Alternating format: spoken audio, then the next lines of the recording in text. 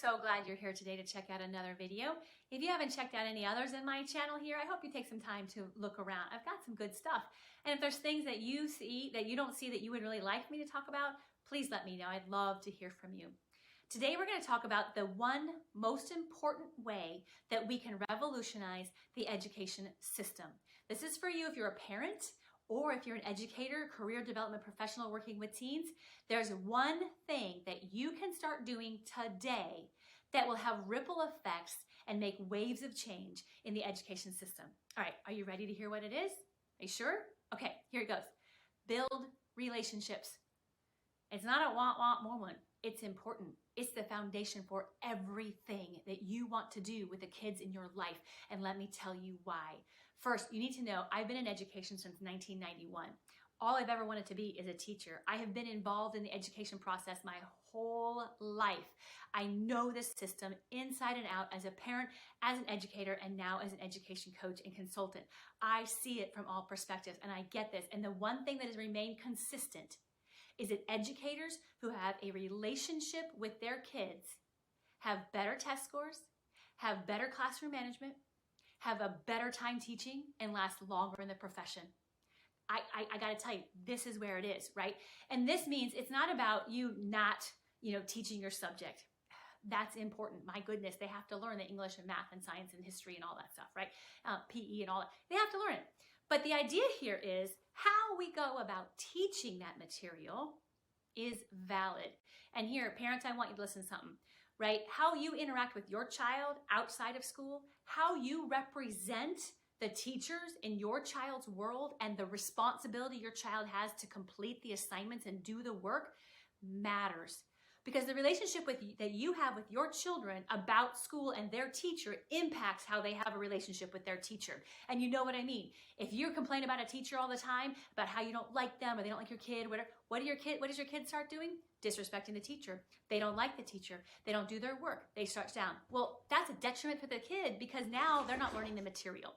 So the idea here is that we're trying to build relationships that are positive, that help our teens thrive.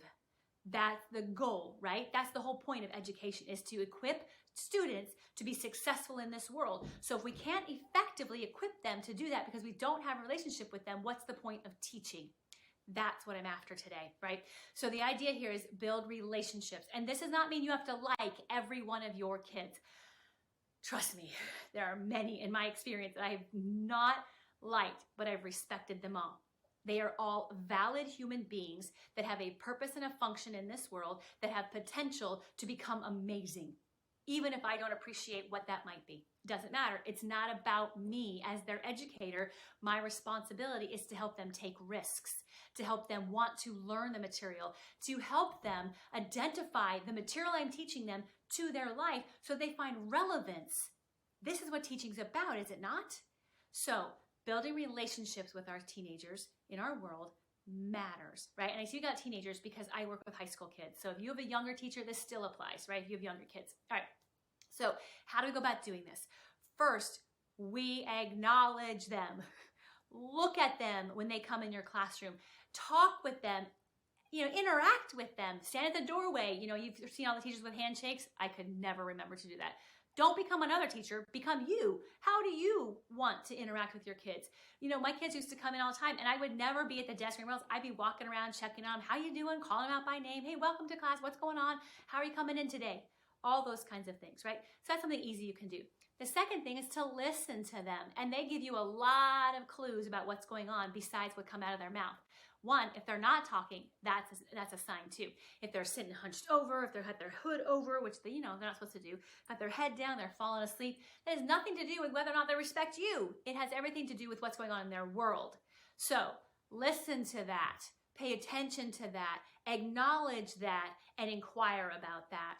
Then the third thing that you can do is to help them understand that you believe in them. They may not be great in English. Very few people are, right? They may not be great in math. Okay.